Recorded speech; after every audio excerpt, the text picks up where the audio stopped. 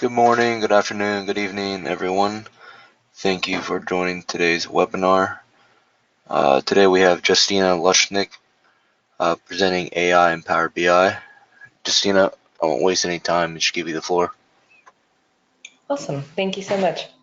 So hi everyone, my name is Justina Lushnick. I'm a program manager on the Power BI team, and I work on the AI features inside Power BI. And so when we think about AI and Power BI, and I'm just gonna minimize this, there we go. And the things that we're going to be going through today, we're going to be giving an overview of all of the different areas that we are investing inside Power BI when it comes to AI features. And as we go through this presentation, you'll see that these investments really span the whole kind of persona base, ranging from our end business users who are consuming reports to our analysts who are going ahead and authoring the reports consumed by business users, our BI professionals, and even our data scientists. And so when we think about AI and Power BI, the kinds of areas that we're investing in, and essentially this presentation today is going to be going through a number of different demos that span across all of these different areas. Sometimes in the demos, we're going to be covering one of these boxes. Sometimes we're going to be covering multiple of these boxes. But what I wanted to do is just start by giving you a quick overview of all of the different areas we are investing in, and then really diving deep into them to show you, essentially showcasing these capabilities through demos. So this is going to be a very demo-driven session. From an end user perspective, we're investing in really how do we enable end users to quickly and effectively find insights in their data without having to essentially do their own slicing and dicing of data? Can we just help them surface insights? And can we make it easier for them to ask questions that they might have in their mind, maybe when the report isn't quite answering it for them, using natural language? For the analysts, we're really investing in a toolkit of capabilities that touch on machine learning, where an analyst is able to benefit maybe from even similar tools that data scientists would be using, but without having to write any code. So you're going to see a number of different capabilities where we are enabling essentially one-click transformations for analysts to be able to carry out common tasks that they might need to, that they may want to do. And we're going to kind of see how we're integrating some of the Azure technologies directly into Power BI to enable those scenarios, as well as being able to actually author their own machine learning models directly inside Power BI. And then if we look at more of the data scientist kind of persona all the way to the right, one of the things we are not trying to do with Power BI is to compete with things like R or Python or Azure Machine Learning.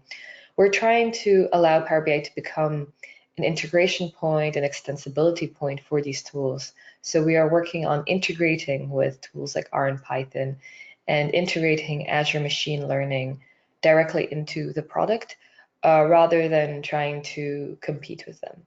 And again, we're going to kind of take a look at how we're carrying out some of this in order to enable these scenarios.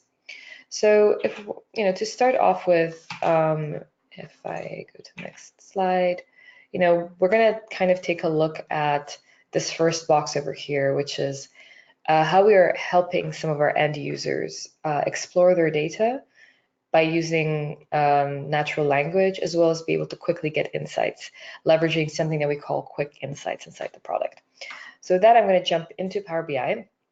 And you'll see we're going to have two themes today in terms of our demos.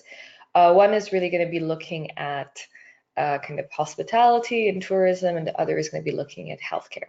So we're going to start with our tourism scenarios, which is looking at Hawaii tourism. And generally, the state of Hawaii collects a lot of statistics about the various visitors to the islands. So we've went ahead and brought in some of that data and started authoring some reports on top of that. And so what you'll notice over here, and I'm actually going to remove this so I can kind of show you this from scratch. But if I go into my buttons over here, you're going to see that I'm actually able to add a Q&A button directly into Power BI. So as an analyst, if I'm authoring a report, I can go ahead and select this, and I think these will be the same color, so I'm just going to change this fill to be a little bit lighter. Sorry, apologies. Let me just set my teams on, I thought I set it on Do Not Disturb, but sorry about that. Otherwise, it's going to keep popping up. Awesome. Okay, so what I'm going to do over here is I've got this Q&A button that I've gone ahead and set up, and I'm just going to bring it into my report over here. And so as an analyst, if I'm authoring a report for a business user, I can just add a Q&A button directly into the report. And what is that going to enable for the business user? So, let's take a look at, how a business user could use this. So I could basically just be able to click into this Q&A button.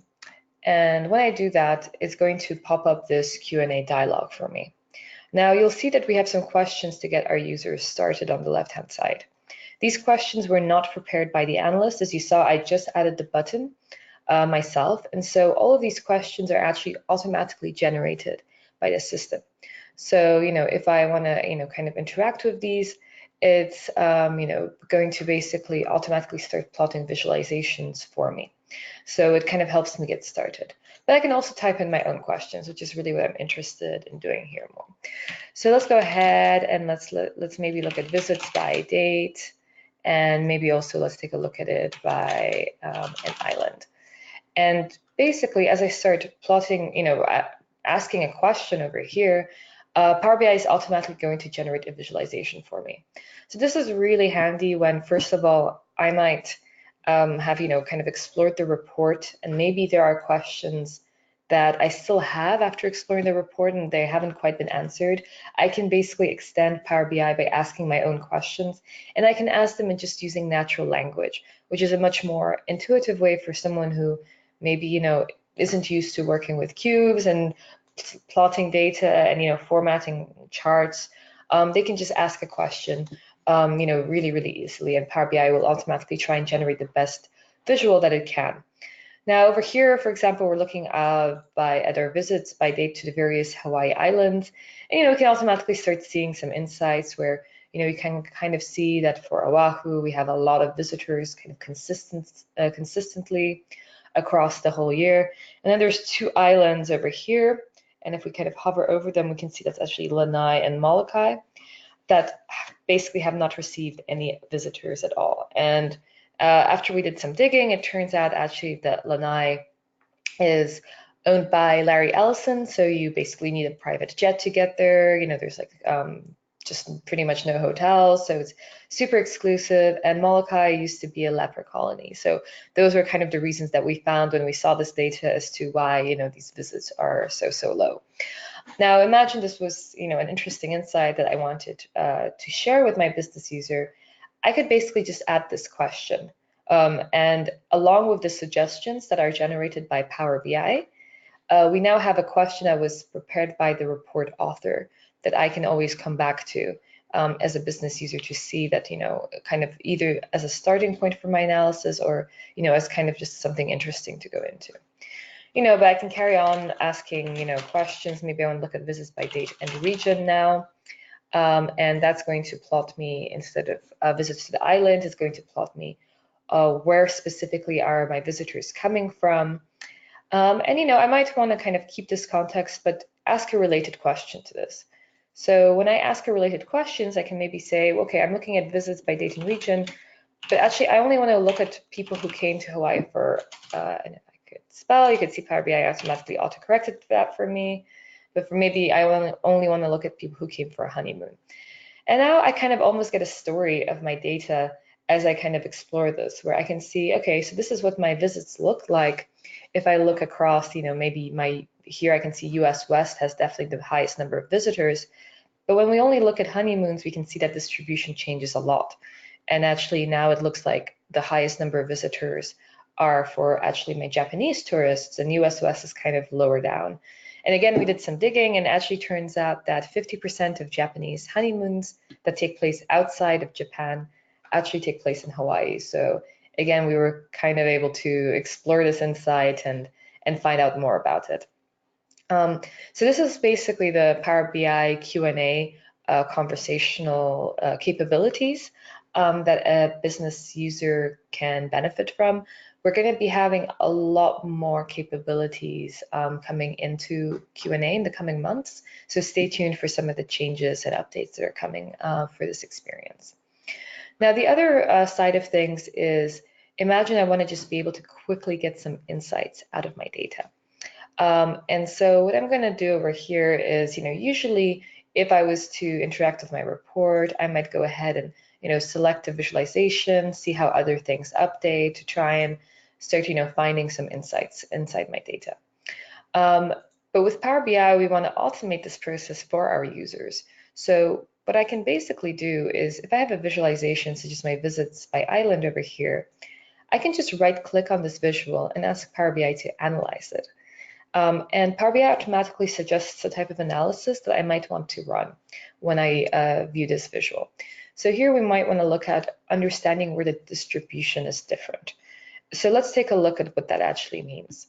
On our original graph, we were simply looking at visits to the various islands, such as Oahu, Maui, Hawaii, and so on. Now, Power BI just went ahead, ran some analysis, and sliced and diced all my data to try and understand, when does the distribution of these visits to these islands change when another filter is applied? And so what we found over here, for example, the gray line that you see, that's our original distribution, the one that we see inside this visualization.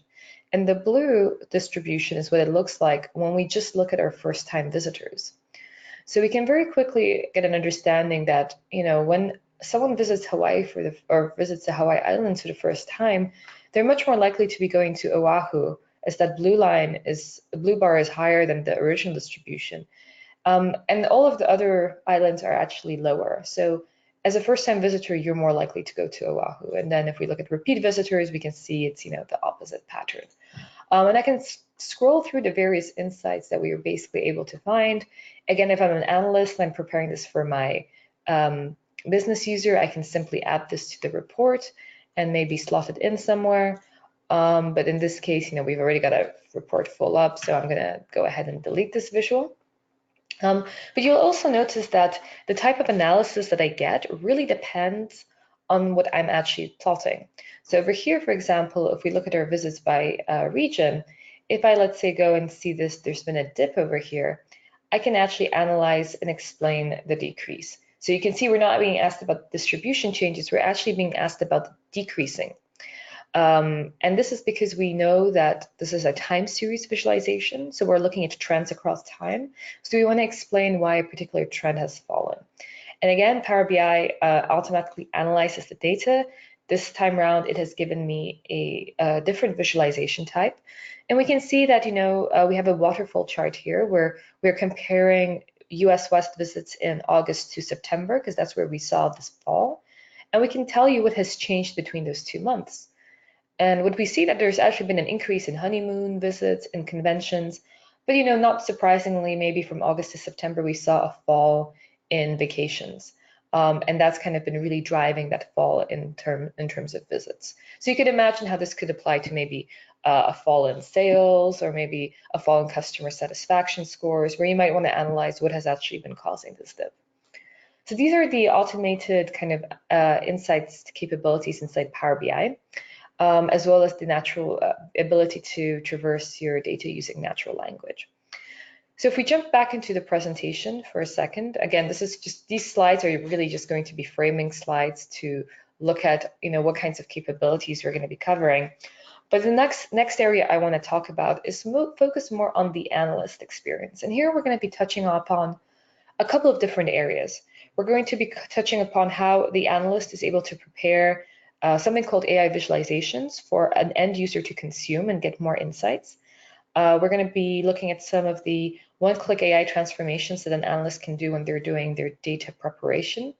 And we're also going to look at how they can leverage work that has been done by the data scientists in other tools directly inside Power BI to gain more insights. So with that, we're going to be sticking to the Hawaii tourism kind of theme, but we're going to start out inside the Power BI service now. And I'm not sure how many of you are familiar with Power BI data flows. I'm just going to give a very brief kind of overview of data flows in case someone hasn't seen this before. But we've basically introduced a new tab into Power BI alongside our dashboards and our reports. We now have data flows appearing over here. And data flows are basically reusable, repeatable ETL processes that an analyst or BI professional is able to set up in order to do data preparation at an enterprise level. Now, usually if I was to prepare my data in Power BI, I would maybe, if we go back into our report over here, I'd go into edit queries, and I would have my Power Query kind of interface over here where I could do all of my data preparations, and I might have some data over here, and I could do all of my different transformations. They get saved as applied steps, and then I apply my changes and I do my reporting. Here we've basically decoupled that data preparation away from the data reporting layer. So what this means is I can create reusable, repeatable ETL processes that I can then connect multiple different reports to and build multiple different reports on top of. And so over here, for example, we can see that we're pulling data in from lots of different sources. And then all of these boxes that you see over here, and I'm going to just open up my Zoom it so we can take a look at a little bit of a closer look. So all of these boxes that you see with this particular icon are data flows. And so what I want to do is actually go into one of these data flows and show you what kinds of changes you can make to it in order to be able to do your data transformations. So I'm going to edit the entities inside my data flow. You can think of entities just as tables that I've brought in, and I could have connected, multiple different sources to my data flow. In this case, I'm just bringing in a CSV extract, but it could be, SQL, it could be, other databases. So we are looking to get on parity with whatever Power BI desktop would support in terms of the get data experience. And you'll notice over here, if you remember the Power Query experience in Power BI, this is a very similar interface where you have all the different transformations that you're able to do. You can add columns, you can transform your tables, reduce rows, and all of your steps get saved as end steps here on the right-hand side. Now, in this case, we have some data about various hotels. So in this case, imagine I have a chain of different hotels, and I have a number, lots and lots of customer reviews about these hotels. And I've got my review text over here, and I've got all of my images associated with these reviews over here. And generally, I want to be able to extract out insights from this data, but in Power BI, it's very hard to slice and dice data that's, unstructured, messy, maybe, images like, links over here. So I need to be able to add some structure to this data to be able to do more with it. And that's where basically this AI Insights button comes in over here inside. And this is something that's only available inside the data flows interface. Currently, we are working on making this available on the desktop too. But right now, this is just available inside data flows.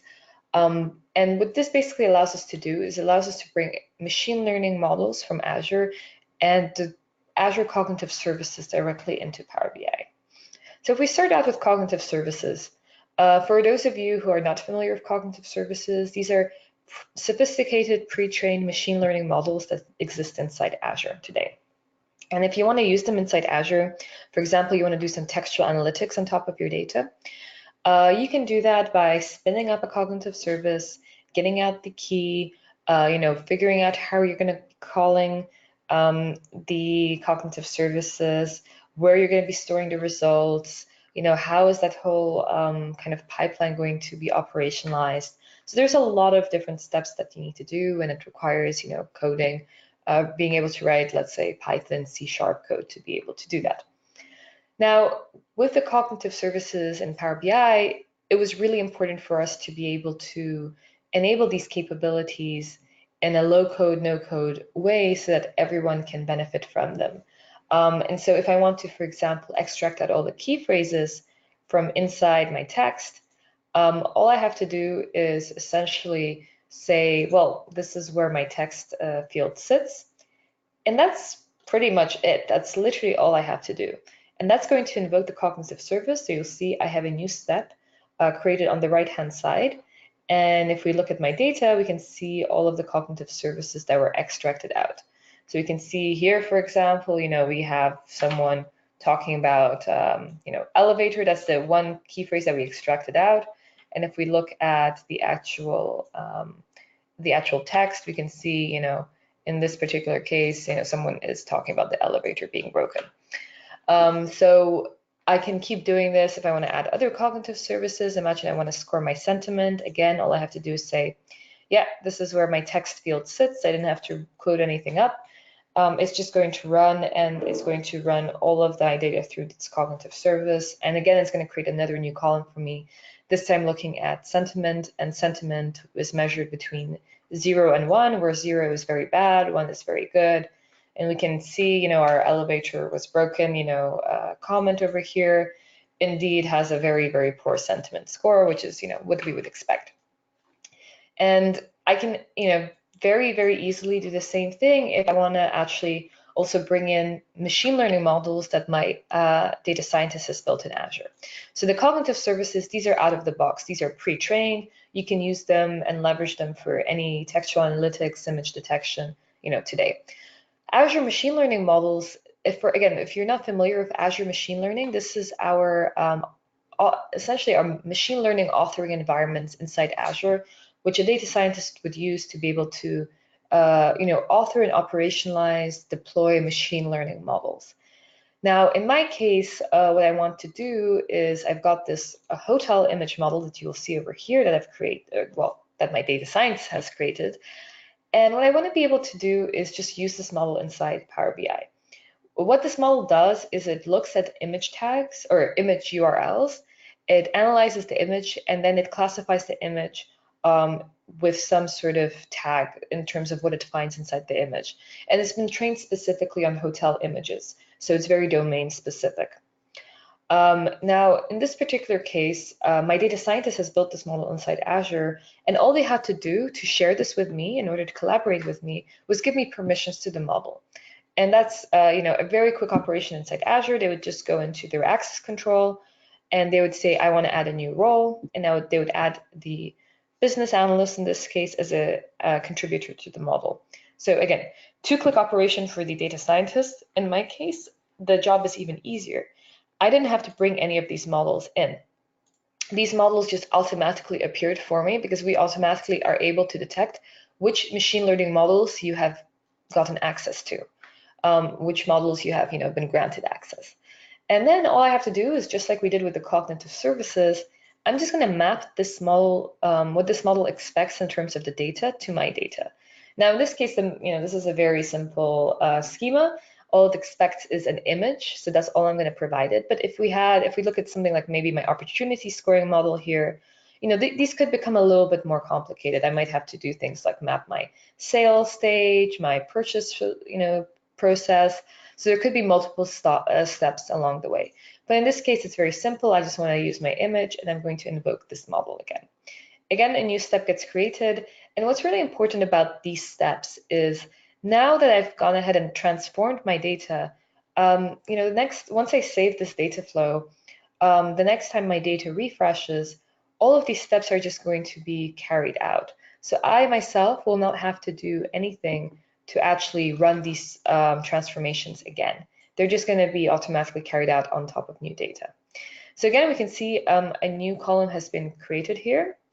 And I'm going to go ahead and expand this out because this could be a nested column. In this case, it is just an image tag. But again, if you think of something like an opportunity scoring model, I could have my close probability along with a label.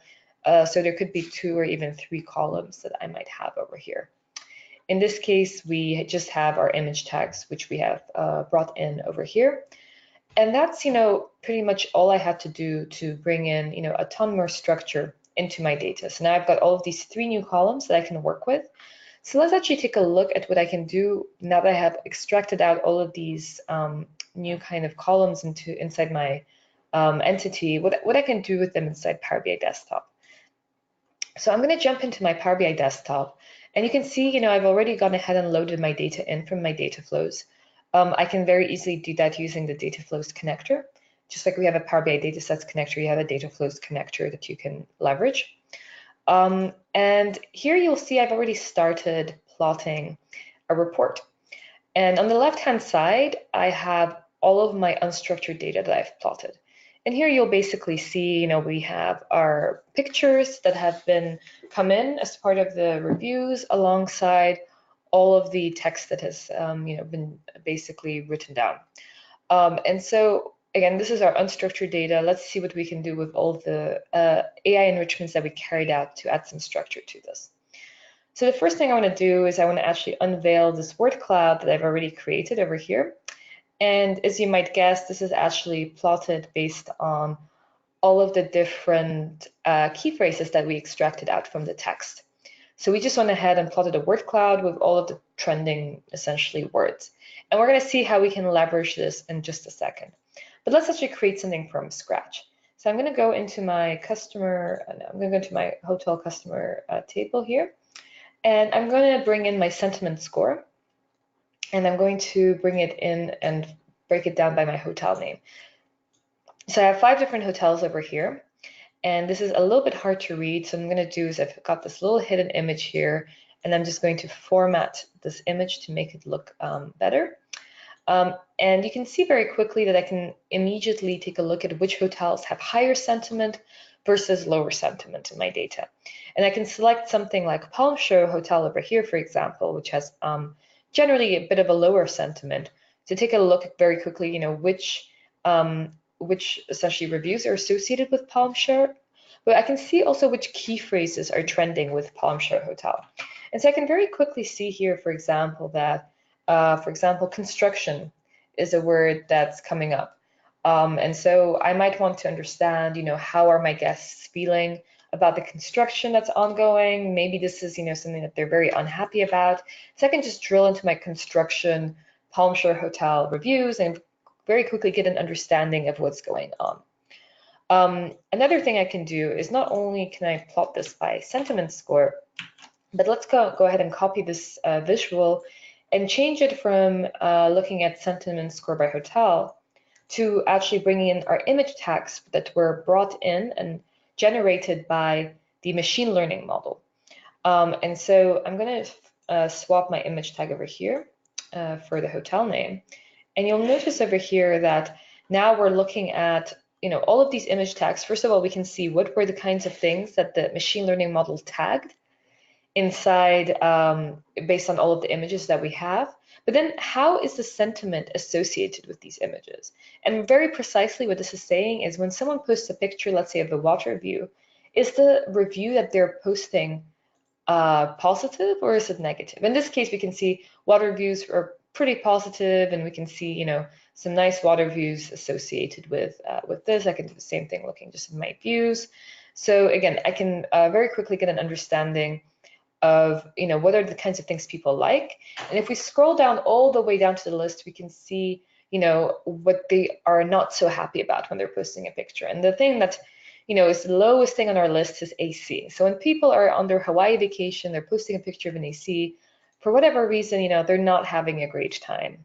And here we can see, some pictures of broken, dirty, loud ACs that people are complaining about. They couldn't sleep, it was dirty and gross. And we can quickly get an understanding of, what it is that they're unhappy about. I can see a lot of these reviews are coming from Palm Shore and, are my other hotel that's kind of got very low sentiment. So I really should start taking a look at what is going on around here. Now, so this is, this showed you guys the ability of being able to leverage these AI enrichments that are one-click operations and, very quickly add structure to your data and be able to leverage them directly inside your reports.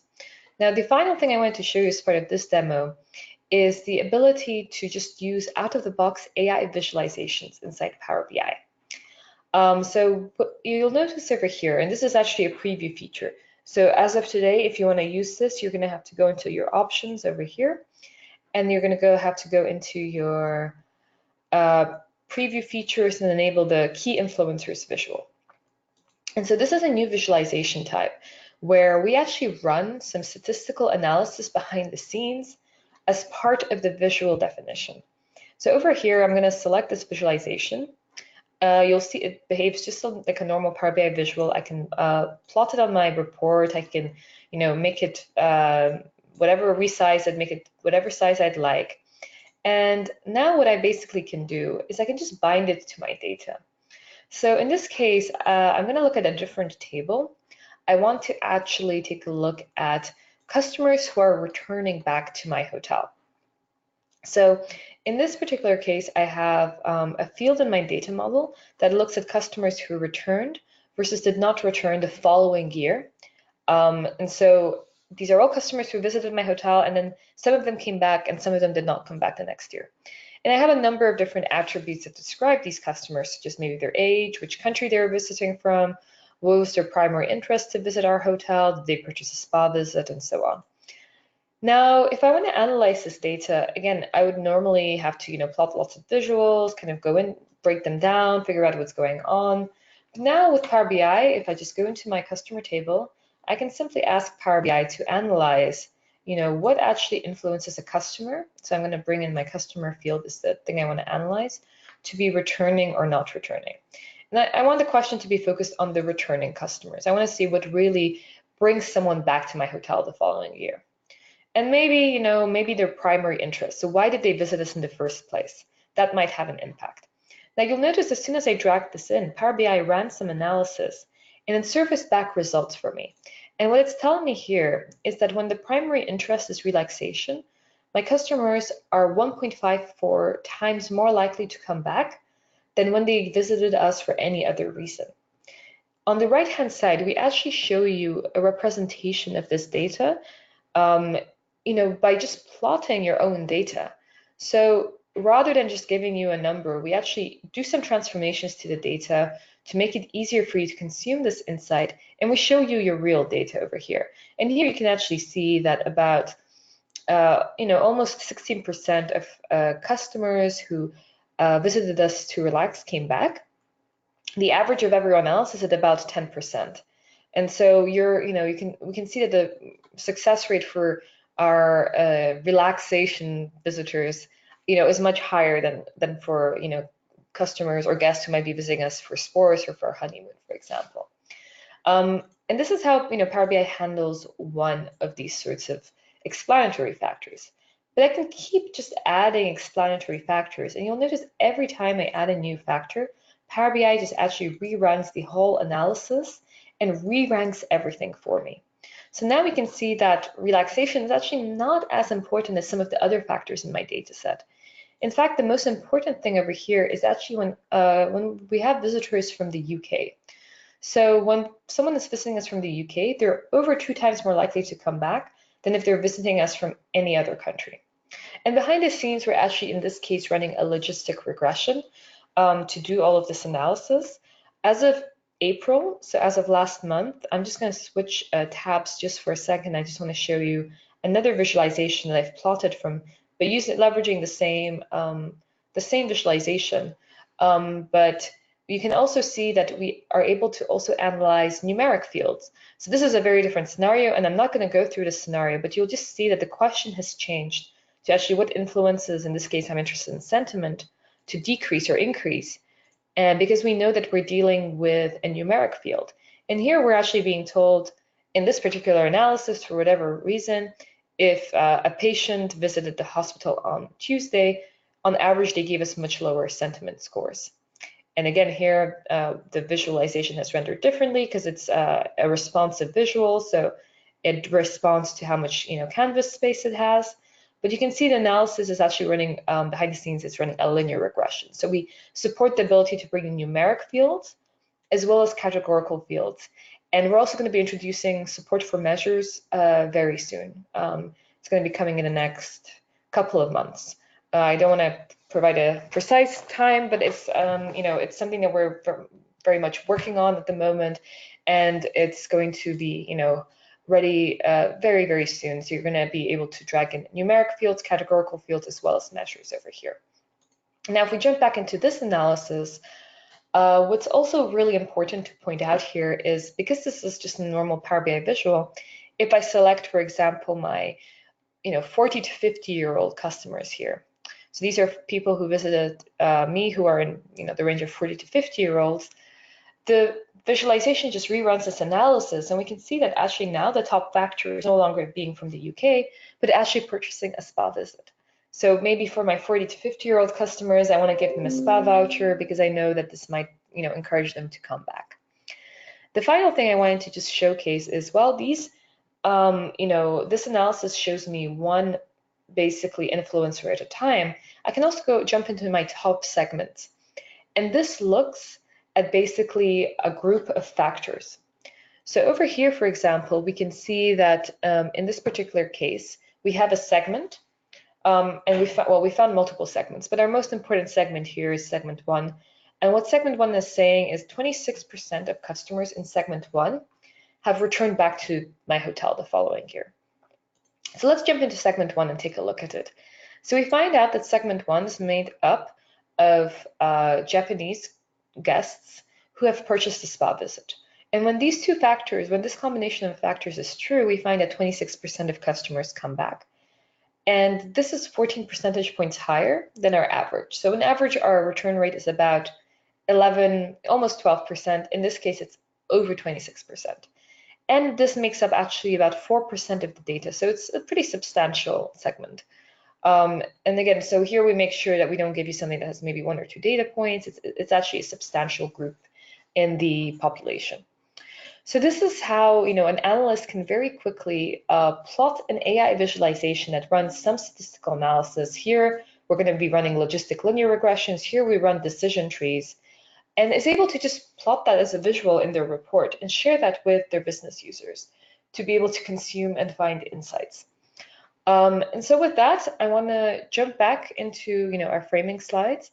I wanted to just take a second to talk about something that comes up a lot in terms of questions that I get, which is if we jump back into the cognitive services for a second, often customers ask me, hey, well, when do I use cognitive services in Power BI versus when do I use cognitive services in Azure?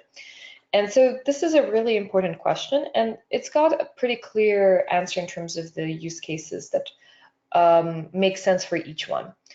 Cognitive services in Power BI is really designed for the business analyst, the BI professional. It's for someone who leverages tools like Power Query, Power BI data flows. They want to use these out-of-the-box point-and-click functions that generate M code behind the scenes. And they only want to really work inside Power BI. So this is important because in this case, cognitive services are restricted to the data that we have in Power BI. And they're not going to work in terms of plugging into other areas of maybe like if I want to use it on my Dynamics inside as a Dynamics workflow or as embedded into my web app. I can't do that. With cognitive services in Power BI, they just live in Power BI. And from a kind of billing perspective, they require a Power BI premium capacity, and they leverage capacity for doing all of the compute. Cognitive services in Azure, different persona. It's much more for the data engineer, data scientists. Like I said, in order to use them, you need to know Azure. You need to be able to code, use something like C# or maybe Python, Java. They live in Azure, so that means that they can be consumed as a web service by have lots of different entry points. So it could be part of a logic app. It could be part of a web app. So there's many different ways to consume that live outside of the Power BI realm. And there, the billing model is Azure consumption, Azure subscriptions, Azure consumption rather than Power BI premium. So with that, I want to move into some of the more kind of machine learning kind of realm of the world. But I want to start with our Pro Data Science integration. So here, this is where we basically allow data scientists to extend Power BI with tools like R and Python. Again, we're not trying to compete with R and Python. We're just trying to make Power BI extensible. And there's really 3 different capabilities that we provide for in terms of R and Python, and both of them there's parity between R and Python here, is the ability, we have a get data connector. So if we jump into our connectors over here, I can basically bring in data leveraging R and Python scripts. I can carry out R and Python transformations as part of the Power Query experience. So if I jump into my edit queries over here, you'll see that as part of my transformation steps, what I can do is I can add a transformation that's based on running an R or Python script, and that's just going to pop up, a new kind of editor for me. And if I was to do some transformations, that would just create a new step inside the process. And finally, the integration that I really do want to focus on is the R and Python visualization integration. So here I've started plotting a report looking at a healthcare scenario. I'm looking at number of different metrics from a hospital, such as length of stay, readmission rates. I've got my sentiment by time. And I've got this placeholder visualization over here where I want to start looking at survey scores by time. And over here, survey scores, if we just look at our data really quickly, let me see over here. We have lots and lots of different hospitals and patients visiting, and they've been asked a number of different questions, such as, during this hospital stay, how often did, let's say, doctors treat you with respect? And someone answers, either always, never, sometimes, rarely. And so we've tallied up all of these results. We've broken them down into categories, and we want to actually plot a heat map right now as part of our kind of metrics over here. Now, the fact Power BI doesn't have a built-in heat map is not a problem because, again, I can easily extend Power BI with my Python and R visualizations. So let's see how this works. The first thing I have to do is actually bind my data, bind the visualization to my data. So I want to look at the category, so this is the kind of survey question category. I want to look at the average score that was given on a weekly basis. So I'm going to bring in my week number as well. So these are the three fields that I want to be leveraging inside my data model. Inside my visualization. Now over here, I can pop up my Python editor, and I have this script over here that I've already prepared. So I'm just going to copy paste the script in, and we're going to go ahead and run this script. And you'll notice over here that actually I could, if I go ahead and try and just type something, you'll see that we have a rich IDE experience for the visualizations. So if I want to, leverage just be able to write the script directly inside the Python script editor, I have a pretty nice authoring environment for that, as we've, integrated with VS Code over here. If I want to use an external IDE, I can do that too. So if I'm going to edit this in my external IDE, I could actually, in this case, I've configured it to work with VS Code, but I could be working with another IDE too. So, I could actually just author this inside this experience over here, iterate over it until I'm happy with it, and then basically, bring the script back into my Python script editor. So if we actually take a look at what we've plotted over here, we can see, I'm just going to get rid of the title. We can see we've plotted ourselves a heat map. And what we can, if we take a closer look, we can see that, what's really, again, kind of like we showed you with the AI visualizations, what's really valuable here is if I start, let's say, filtering my data. So let's actually try and look at a specific hospital inside King County, inside Washington. So I'm going to keep things a little bit local. And I'm going to find a hospital that has a pretty low sentiment. So here we plotted sentiment on the map. And so I want to look at, let's say, this hospital here that has low sentiment. That's going to update all of my metrics. And we're going to be able to take a look specifically for this hospital. What does do the survey scores look like? And so we can see over here, darker scores mean lower scores. That, for generally across the various categories, we've done pretty well. But our hospital environment and hospital experience scores have really, really been going down. So I want to focus and understand how people, why people are feeling unhappy about their hospital environment, hospital experience.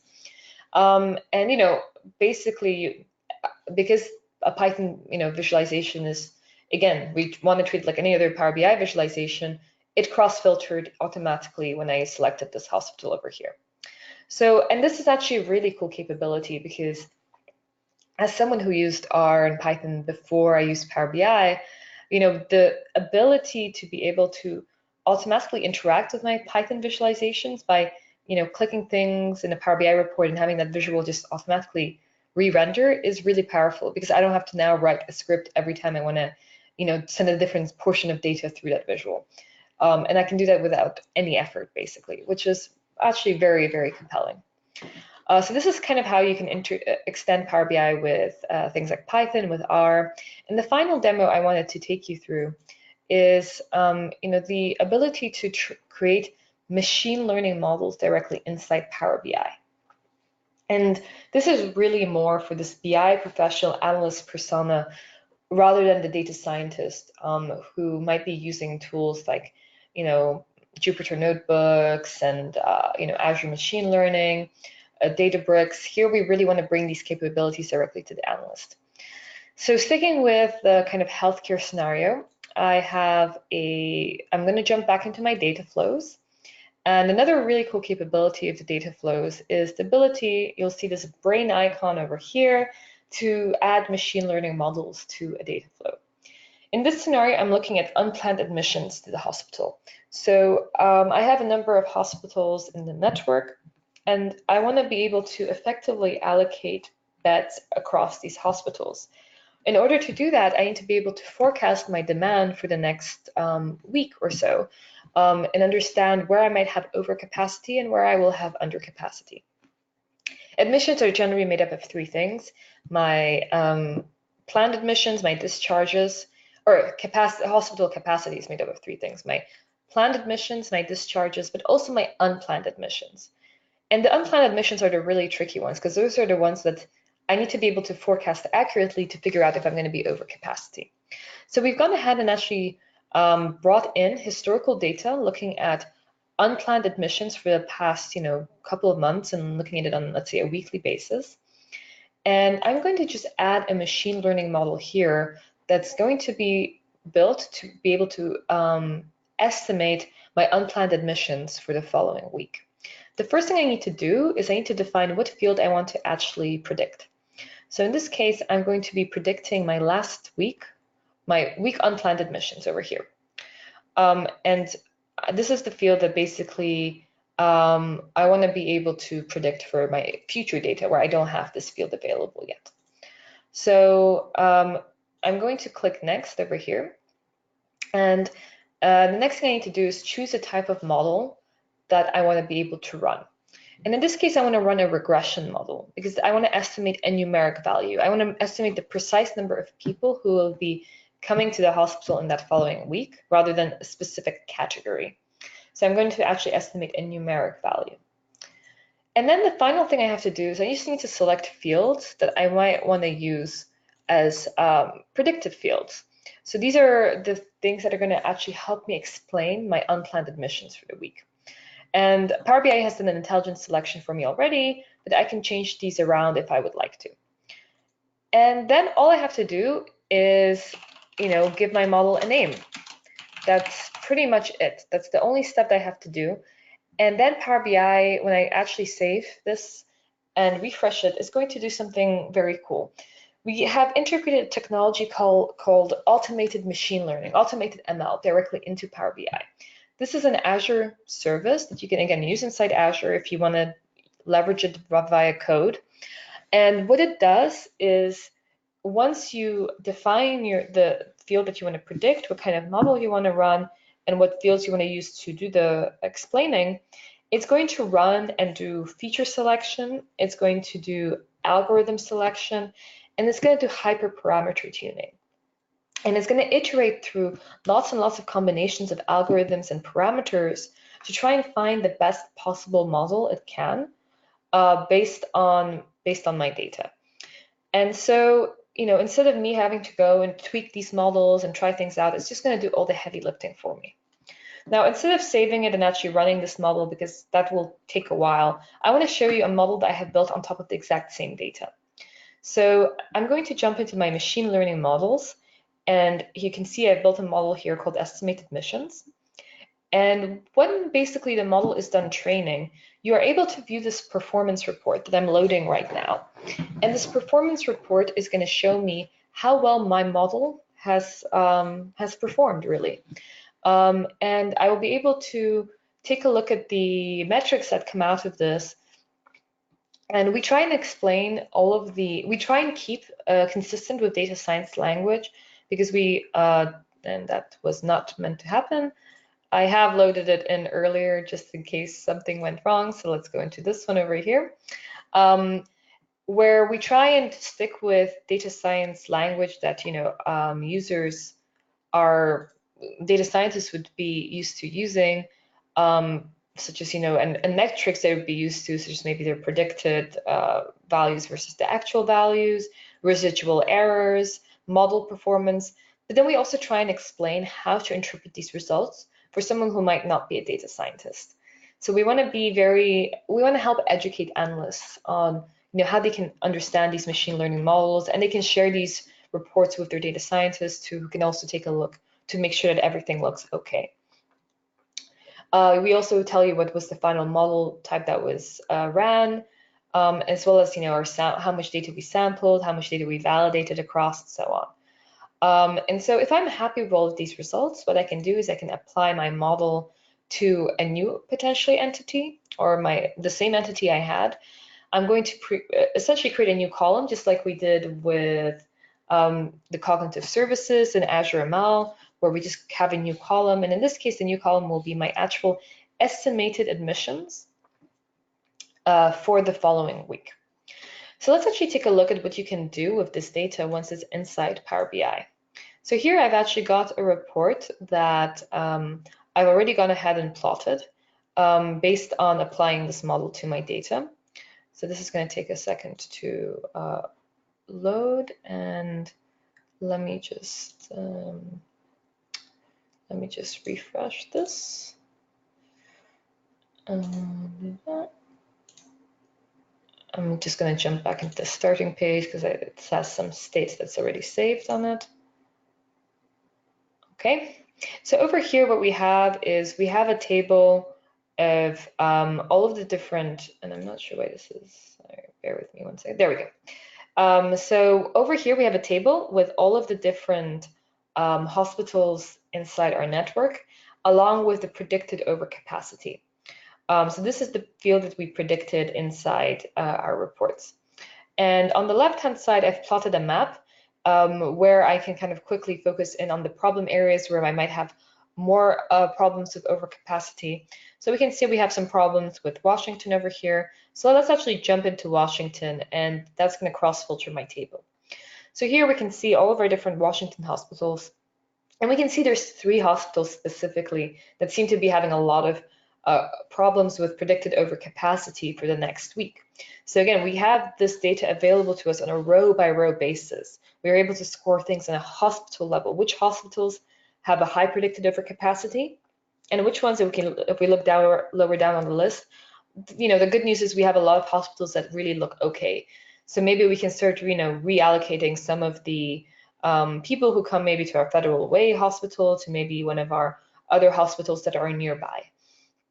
But what I can also do with automated ML, which is really, really cool, is if I go ahead and select, let's say, this particular row inside my table, automated ML doesn't only give me row level predictions, it also gives me row level explanations.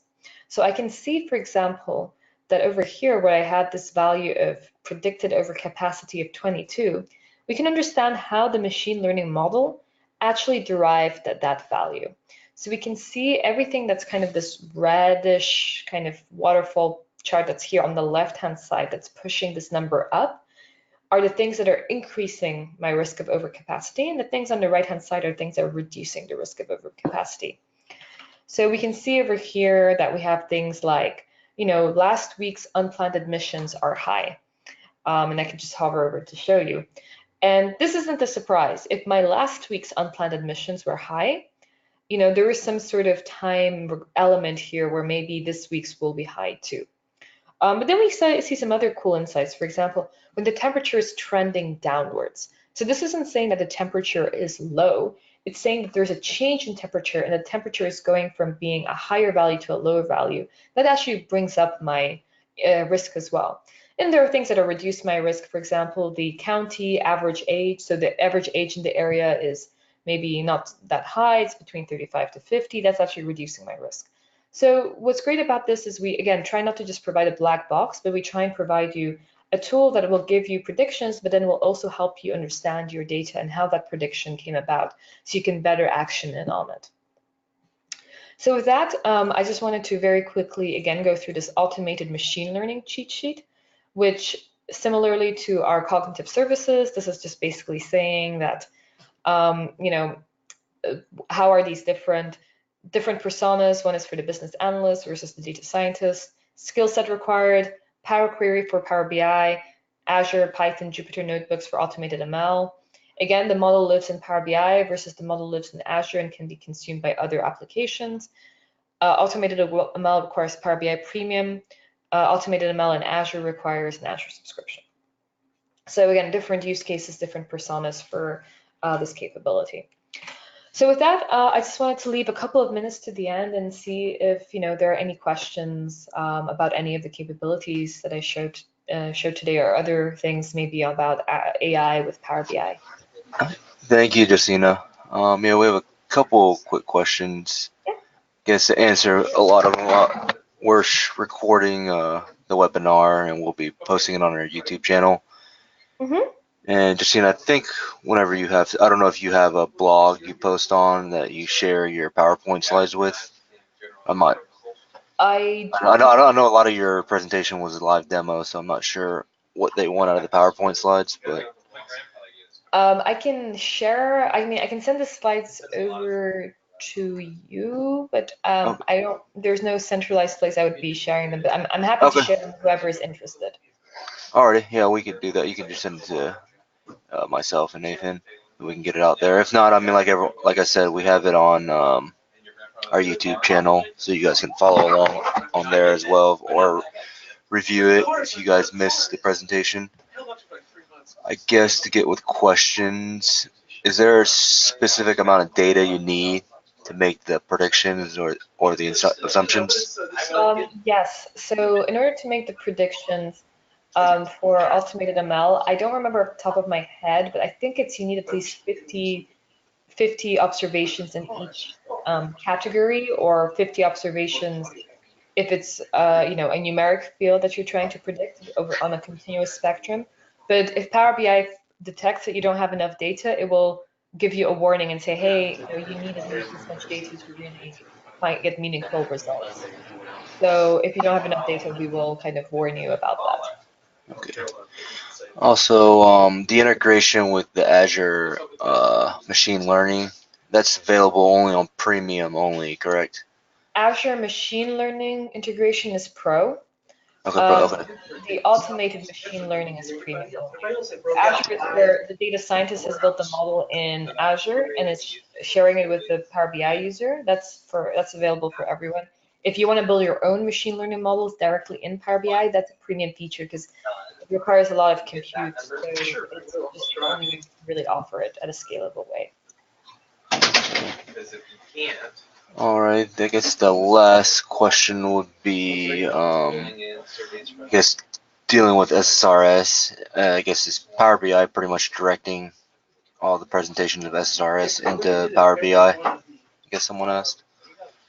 Sorry, could you repeat that? I guess Microsoft stopped offering SSRS and directing all presentations of data needs to Power BI. I mean, SSRS is still exists. There's still a team who's definitely working on SSRS, but a lot of the future roadmap is about how we can better integrate SSRS with Power BI. And so how you can we have some new capabilities where you can publish your S report directly into, for example, the Power BI workspace. So it's really there. I don't know exactly the investments they're making because I'm not from, I don't work on the SSRS side of the product. So it's hard for, I don't want to kind of maybe, go down a route where I'm maybe misrepresenting things. But, you know, I would encourage you to reach out to, if there's a question around the roadmap for SSRS, to reach out to again joining SSRS and probably help more. Yeah, yeah. Also, whoever asked that question, if you look up, just Google magnetic reports and take a look at that as well. It's kind of something I've actually played around with as well.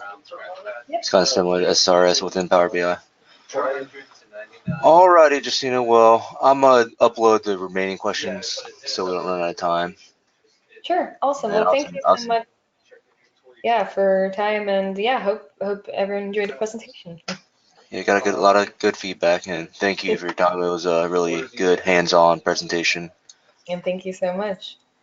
Thank you everyone for joining today. Thank you. Bye. Bye.